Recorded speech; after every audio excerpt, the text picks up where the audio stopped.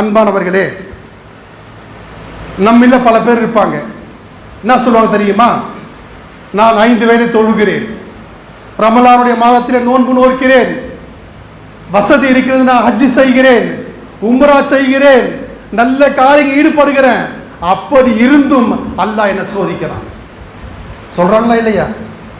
அல்லாஹ் என்ன சோதிக்கிறான். எல்லா வேலையும் செய்கிறேன், எல்லா நல்ல அமலில் ஈடுபடுகிறேன், அப்படி இருந்தும் கூட அல்லாஹ் சுப்ஹானஹு வ தஆலா என்னை சோதிக்கிறான் என்று புலம்புவார்கள். அல்லாஹ் குர்ஆன்ல சொல்றான், என்ன தெரியுமா?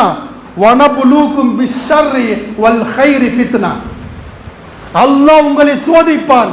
நல்லவராக இருந்தாலும் சரி சோதிப்பான், கெட்டவராக இருந்தாலும் சரி சோதிப்பான். எப்படி சொன்னா, வனபுலூக்கும் பில் கைர் வனபுலூக்கும் பிஷ்ஷர்ரி வல் கைரி ஃபித்னா.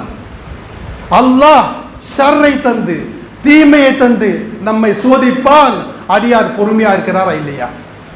அதே போல ஒரு மனிதனை கைரை தந்து நன்மையை தந்து சோதிப்பான்.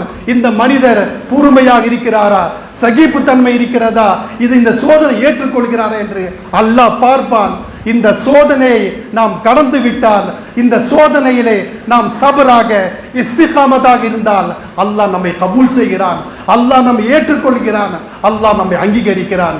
இல்லை என்றால் அல்லாஹ் நம்மை புறக்கணித்து விடுகிறான். சகோதரர்,